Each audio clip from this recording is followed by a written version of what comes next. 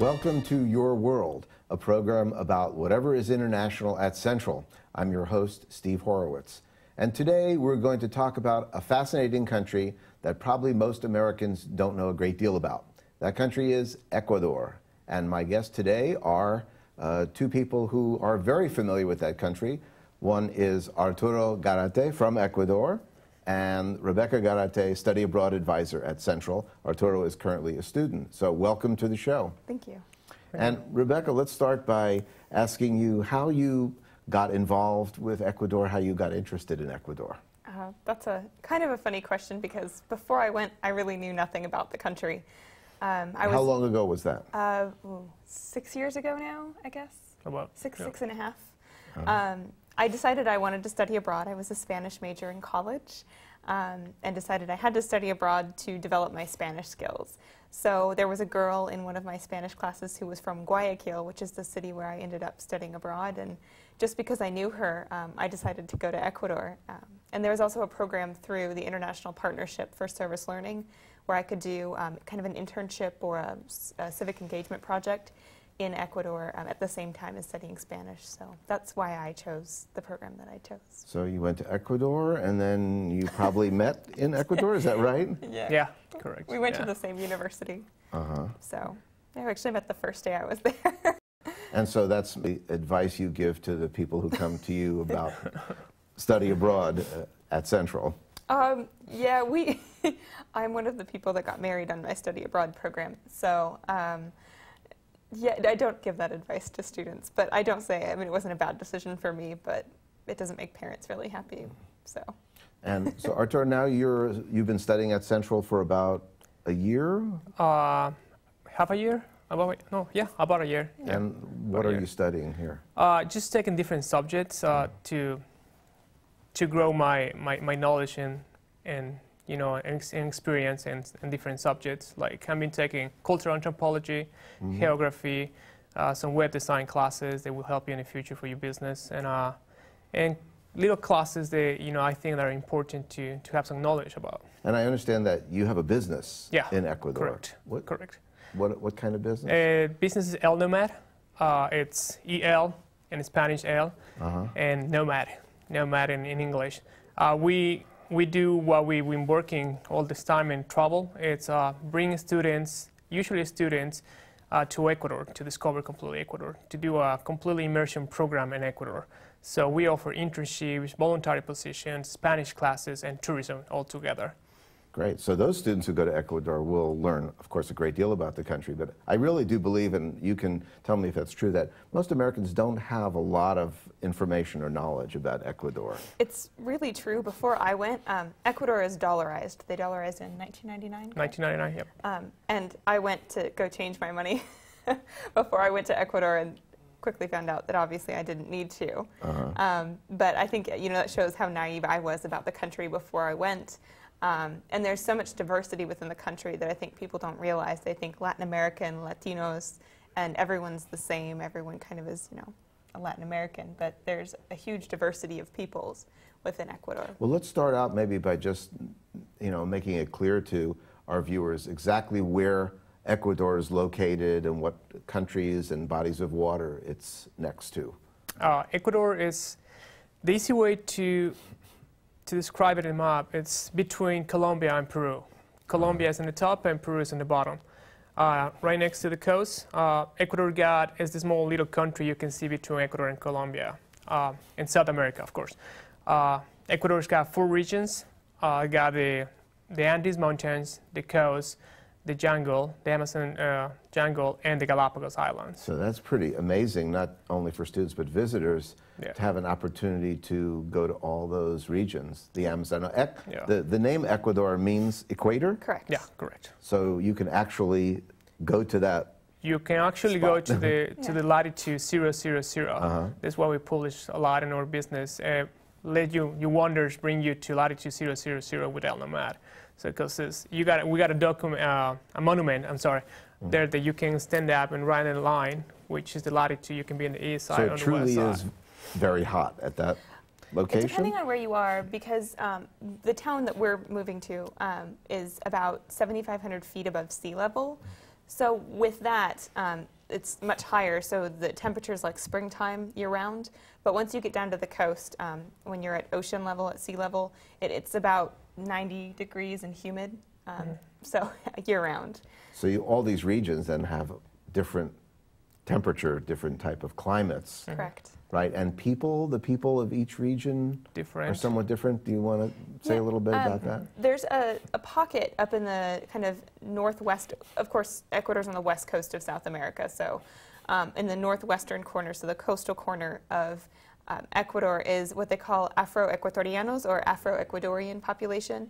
And these are pockets of the original kind of descendants of people that were brought over from Africa, and they formed their own pocket up in the west corner of Ecuador. So that's one unique population. Do they have a language that's a little bit their own? Or do you have they speak Spanish. A different type of Spanish, or have they lost their indigenous?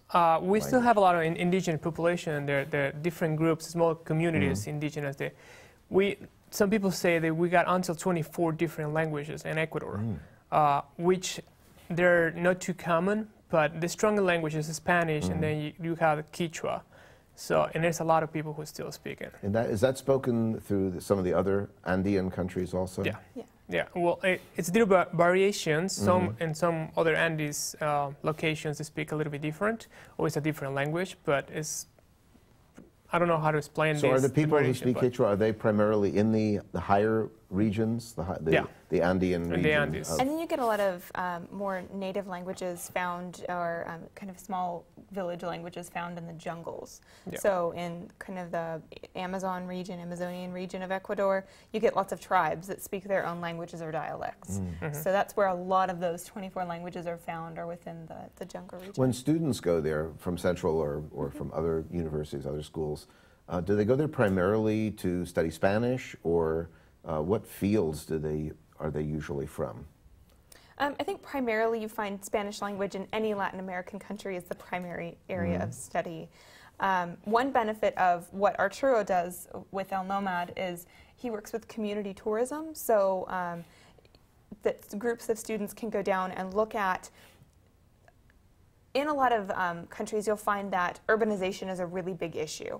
So people will come from rural settings, from rural communities, and they'll move into the cities in order to have jobs or opportunities, and they lose their traditional way of life. So through El Nomad, we actually support community tourism where these people can maintain their way of life, and their culture and their language and their traditions and customs are the tourist attraction. And so we work, El Nomad works with these populations in order to allow students to travel out, see these communities, experience these communities, and then through that tourism we sustain those communities as well. So students who are interested in anthropology, or maybe students who are interested in sustainable economic development. Yep. And there's a big tourism program here as well. So, I mean, tourism, there's been a and tourism. recreation and tourism. So that's a big one as well, looking at kind of where Ecuador is headed with their eco and sustainable tourism practices. So what are tell us a little bit about the main cities or areas, points of interest in the country? We got three main cities. It's Guayaquil, is the biggest city, is the port. Quito, which is the capital, and Cuenca, which is the third city, the third biggest city. So you got Quito and Guayaquil, about 3 million people in each city, and you go into the third biggest city, that's Cuenca, which is 300. So about what is the population of Ecuador, roughly? About 13.5 million in total. So you got two biggest cities, which are 6, and the rest is spread out all over the country. And the main points of the tourism, it's Cuenca, it's a beautiful, it's a World Heritage Place, it's same as Quito. Galapagos, everybody knows Galapagos. Sometimes they know Galapagos. Yeah, people should remember that Galapagos Islands are part of Ecuador. Yeah, part of Ecuador. I think sometimes people see pictures on TV, they see National Geographic, and they think Galapagos is far out in the Indian Ocean or someplace. Yeah. And actually, how far is it from the coast? 250 miles. Yeah. About. So not that far. Yeah.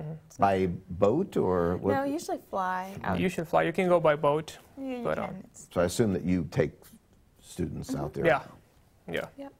So in the capital, what are the main points of interest for people visiting? Quito recently has redone their historic district. It used to be kind of a more dangerous neighborhood, but these are buildings that date back to the 1500s, to the colonial age. And they've redone them all. They went in and cleaned up the neighborhood and repainted and made it a very traditional looking city, or kind of, not city, I guess, area of the city. And in the cool Quito evenings, you can go and wander these streets in the historic district, listen to live music, and drink your little canelazo, and look up on the hill, and there's a big monument. It looks like an angel that's sitting on top of the hill looking over the city of Quito. That sounds beautiful. And they have it all lit up, and it's really, they've done a very nice job redoing that. But there's a lot of cathedrals and churches that date back to the 1500s that you can go and see in Quito. And so Guayaquil is the more modern... Guayaquil is the mother city. Quito, the capital, still have the mother side of the city. This is something really interesting about cities in Ecuador. We do have the colonial area, and we try to protect it a lot. And we have the mother part of the city, the spur, and the outsiders. But Guayaquil is one of the newest cities in Ecuador, which is the most modern one. We got a gray Malecon in front of the coast in there, and they do exactly pretty much the same what they do in Quito. Is that like a sort of like a boardwalk? Yeah. And they do the same thing. Try to keep the colonial part, redo it, paint it, organize it, and open doors for the tourists. In Cuenca, they do the same. They try to keep the colonial style in Cuenca, which is downtown, and they try to keep it intact. The houses, you cannot rebuild a house there. You had to keep your colonial house. You had to fix it. So what do you think are some of the really important things about Ecuador that Americans should know that maybe they don't know, or maybe they have misunderstandings? I don't know how you feel, whether there are misunderstandings or just lack of knowledge. No, I think it's both. But I think a lot of people perceive Ecuador to be a dangerous country, and and I know that you know this, but we've decided to move to Ecuador to have our first child. It's my second home. It's Arturo's first home, and for me, that's just an incorrect notion. I mean, every city you go to can be dangerous. You could go to Italy and get mugged. You can go anywhere, and it can be dangerous. And so I just think that's, it's South America. It's intimidating. It's dangerous, and it's not at all. The people are friendly. They're warm. They're welcoming. They're willing to help you if you get lost. Try to speak Spanish. They'll correct you and laugh if you're wrong, but they'll help you. They're just a very warm and welcoming people. So I think from my end, I don't know if you want to say anything. I think you could have said it better. A country rich in culture, completely super rich in culture, rich in food. The food is incredible. Yes. The people is incredible, really friendly, like Rebecca say. It's really easy to access everywhere in the country. We're really small. So transportation? Transportation, it's really easy. You don't want to take a bus. You can take a plane. Usually, the longest flight is like 45 minutes from corner to corner. So it's really easy to get to. The price is really economical. It's really economical to get there, to eat there, to sleep. Hotels. Well, you hostels. mentioned food, and I think not very long ago, I'm a fan of watching some of the food shows on the Travel Channel, like Anthony Bourdain, and he was in Ecuador recently. So you mentioned the food is really interesting. What can you tell us a little bit about some of the really special foods that you would find in Ecuador that maybe you couldn't find anywhere else? Trying to make us hungry. Like we mentioned, we had 4 different regions, and we got a lot of different cultures in the same country. Each culture got a different typical plate, if you can call it that way. Like in the mountains, we eat more meat, so we got with pork. We kind of how you say, like barbecue the pork with potatoes, a lot of potatoes, a lot of rice, a lot of fresh salad, a lot of fresh veggies, a lot of fresh fruit. Corn. So this is typical of the mountains. In the mountains. Areas. You go into the coast, and there's more seafood. It's a paradise for seafood. You find every single plate that you can imagine in seafood. Of course, we make it different. We make it more, more authentic. And we used to eat a lot of raw fish too. Like we just cook it with lime. So ceviche. Like ceviche. Yeah. Ceviche is original from So Peru, kind of so we cover raw it fish that's marinated in lime. Lime. Right. Or was that yeah, primarily so it's the acids of the lime actually cook the meat. Cook the meat.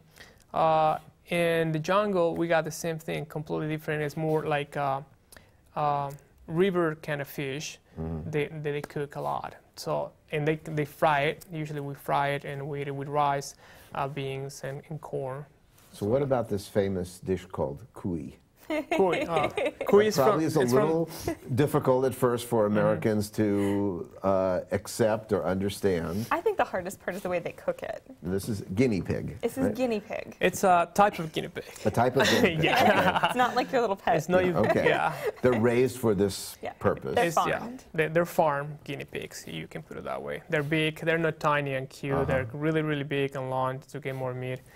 This is a typical play from the mountains. And Is this throughout the Andes, or is it not only Ecuador? No, I think they do eat in Peru.